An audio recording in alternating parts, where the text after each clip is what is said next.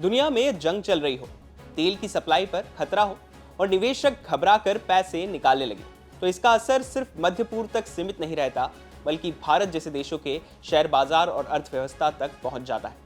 और अब दुनिया की बड़ी ब्रोकरेज फर्म मॉर्गन स्टैनली ने एशियाई शेयर बाजारों को लेकर एक बड़ा अलर्ट दिया है।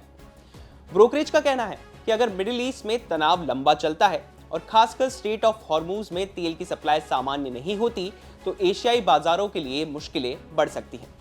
और इसी वजह से मॉर्गन स्टैनली ने भारत को लेकर अपनी रेटिंग घटा दी है। दरअसल मॉर्गन स्टैनली पहले भारत को ओवरवेट मानता था, जिसका सीधा मतलब बताएं तो दूसरे बाजारों के मुकाबले यहाँ यानी भारत के बाजार में ज्यादा निवेश की सलाह देता था। लेकिन अब भारत को इक्वल वेट कर दिया गया है, यानी अब निवेशकों को कहा जा रहा है कि भारत में निवेश बाकी एशियाई बाजारों जितना ही रखा जाए, उससे ज्यादा नहीं। लेकिन सवाल है कि आखिर ऐसा क्या बदल गया जिससे भारत पर अचानक इतनी सावधानी दिखाई जा रही है। असली चिंता है तेल और गैस की सप्लाई। इसके पीछे का सबसे बड़ा कारण तो आपको पता ही है, मिडिल ईस्ट में जारी तनाव। अमेरिका और ईरान के बीच टकराव के बाद ऊर्जा सप्लाई को लेकर अनिश्चितता बढ़ गई है और इसका सबसे संवेदनशील बिंदु है स्ट्रेट ऑफ हॉर्मूज। इसकी अहमियत भारत के लिए कुछ ज्यादा है। वहीं मॉर्गन स्टैनली की एक और बड़ी चिंता है कतर से आने वाली LNG यानी कि लिक्विफाइड नेचुरल गैस। भारत अपनी गैस जरूरतों का बड़ा हिस्सा कतर से आयात करता है। अगर युद्ध के कारण सप्लाई प्रभावित होती है तो भारत की ऊर्जा लागत बढ़ सकती है और इसका असर सीधे 3 जगह दिखाई देता है। कंपनियों की लागत बढ़ती है, मुनाफा घटता है, शेयर बाजार में दबाव आता है। यही वजह है कि ब्रोकरेज ने भारत को सबसे ज्यादा संवेदनशील देशों में गिना है। इसी बीच ये भी खबर आ रही है कि भारत सरकार ने तेल रिफाइनरियों को LPG का उत्पादन अधिकतम करने के निर्देश दिए हैं।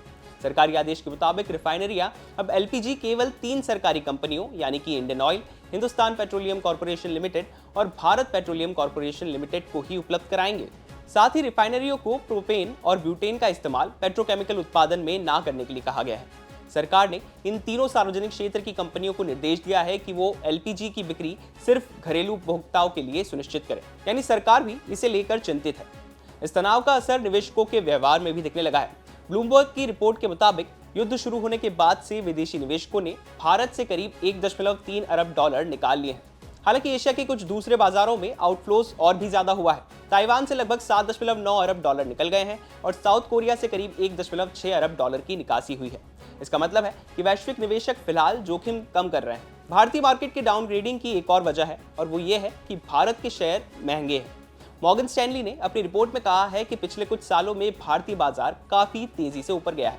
ऐसे में कई विदेशी निवेशकों को लगता है कि यहाँ पर वैल्यूएशन थोड़ा महंगा है, जबकि टेक सेक्टर वाले बाजार जैसे कि ताइवान और साउथ कोरिया AI बूम से फायदा उठा सकते हैं। इसलिए निवेशक शायद इंतजार करे कि वहां का टेक साइकिल कब पीक करता है और उसके बाद ही भारत में निवेश की वापसी हो। लेकिन भारत के लिए सब कुछ नकारात्मक नहीं है। दिलचस्प बात यह है कि ग्लोबल ब्रोकरेज मॉर्गन स्टैनली ने कुछ एशियाई बाजारों पर अब भी सकारात्मक रुख बनाए रखा है। उदाहरण के तौर पर जापान और सिंगापुर को ब्रोकरेज ने अब भी ओवरवेट कैटेगरी में रखा है। इसका मतलब है कि वैश्विक निवेशक पूरी तरह से एशिया से पैसा नहीं निकाल रहे, बल्कि फिलहाल निवेश का रुख कुछ खास बाजारों और सेक्टरों की ओर है। खासकर मेटल्स और एनर्जी जैसे रिसोर्स थीम वाले सेक्टर्स निवेशकों की नजर में है, क्योंकि कॉपर और दूसरी कमोडिटीज की कीमतों में तेजी आ रही है। साथ ही AI और डेटा सेंटर की बढ़ती मांग भी इन सेक्टरों को मजबूती दे रहा है।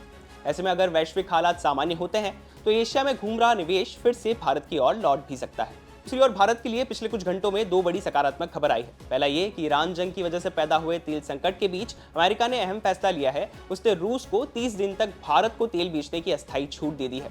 इससे महीनों से समंदर में भटक रहे रूसी तेल जहाजों के साथ साथ भारत को भी राहत मिलेगी। दूसरी एक और खबर ये आ रही है कि ईरान ने अपने ताज़ा बयान में कहा है कि उसने स्ट्रेट ऑफ हॉर्मूज को बंद नहीं किया है और जो भी ऐसा दावा कर रहा है वो बेबुनियाद आरोप लगा रहा है। हालांकि ये सिर्फ बयान है। इसके बाद क्या स्ट्रेट ऑफ हॉर्मूज पर सामान्य शिपिंग फिर से शुरू हो पाती है, वो देखने वाली बात होगी। फिलहाल बाजार के लिहाज से अब सबसे बड़ा सवाल यही है, क्या भारत के शेयर मार्केट में लंबी कमजोरी आ सकती है? इसका जवाब पूरी तरह से 3 चीजों पर निर्भर करेगा। पहला है मिडिल ईस्ट का तनाव कितना लंबा चलता है, दूसरा स्ट्रेट ऑफ हॉर्मूज में तेल की सप्लाई सामान्य रहती है या नहीं, और तीसरा कच्चे तेल और LNG की कीमतें कितनी तेजी से बढ़ती हैं। अगर ऊर्जा कीमतें ज्यादा बढ़ती हैं तो भारत जैसे ऊर्जा आयात करने वाले देशों पर दबाव बढ़ सकता है, लेकिन अगर स्थिति जल्दी सामान्य हो जाती है तो बाजार भी जल्द ही संभल सकता है। यानी फिलहाल तस्वीर साफ है, दुनिया की बड़ी ब्रोकरेज एशियाई बाजारों पर सतर्क हो गई है। भारत को लेकर भी अस्थायी तौर पर सावधानी बरतने की सलाह दी जा रही है, लेकिन लंबी अवधि की कहानी अब भी भारत के पक्ष में मानी जा रही है। अब वैश्विक निवेशकों की चाल बाजार की दिशा तय कर रही है। बिजनेस से जुड़ी बाकी तमाम खबरों के लिए आप देखते रहिए बिस्तर।